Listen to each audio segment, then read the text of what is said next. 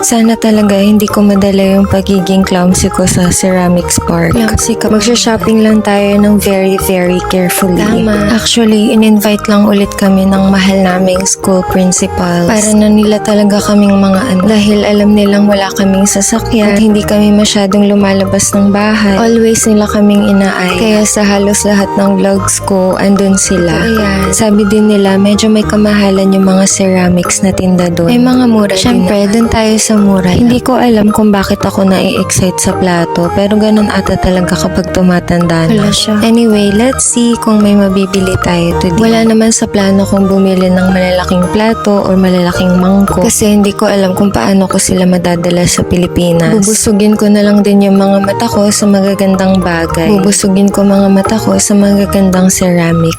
Ano, ulit. Pagdating namin sa place, hindi ko in-expect na ganun kaganda dito. Sobrang dami talagang stalls. Hala, ang daming pagpipilian talaga. Totoo yan. May mga lagayan ng chopstick, maliliit na rice bowl, meron ding mga mug at mga bento sets. Ang daming cute and unique pieces at talagang mapapahinto ka.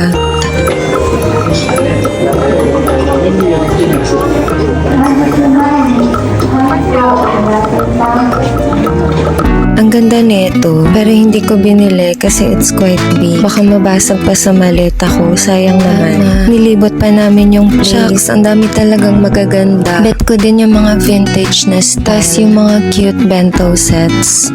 Sobrang daming tao kasi dinadayo talaga nila to dito. Actually, alas 5 pa lang ng madaling araw, sinundo na kasi baka wala na rin mapag-parking. Lalo pang dadami yung pupuntang mga tao. Habang naglalakad kami around the park, makikita mo talaga yung beauty ng Japanese craftsmanship. Oh, yeah. They were painted carefully and shaped with patience.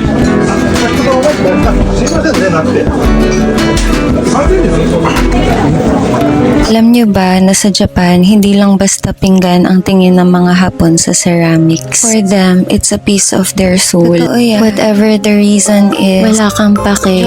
Big deal talaga sa kanila ang ceramics kasi part na to ng identity nila 1,000 years ago pa. Ako doon. Aside sa mga booths, may mga nakita din kaming picture-worthy spots. At saka pag nagutom ka, pwede ka rin bumili ng mga merienda dito. Kaya nga, kami ang binili namin ay taiyaki. Ito yung istang hindi lumalangoy pero masarap kainin. Ito, yeah. Bread siya na hugis isda. Ganun. Sabi nila yung mga kumakagat sa ulo, optimistic. Tapos pag sa buntot naman daw, romantic.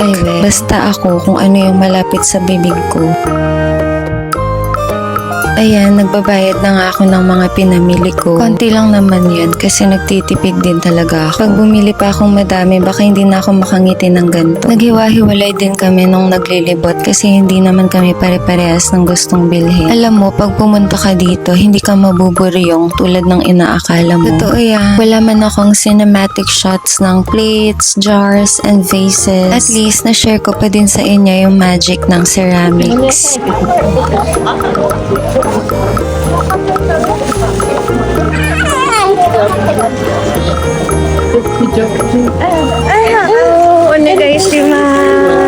O diba, they're so kind. May nag-offer pa na picturean kami. Pauwi na din kami. Ang tunay na magic ng ceramics ay nasa transformation nito. Talaga ba? Isipin mo, nagsimula lang ito bilang putik. Hinulma, tiniis ang apoy, and then suddenly, it becomes art. Masterpiece in the making pala yung putik na yun. Nasa huli ay magiging matibay at maganda. Sige na nga.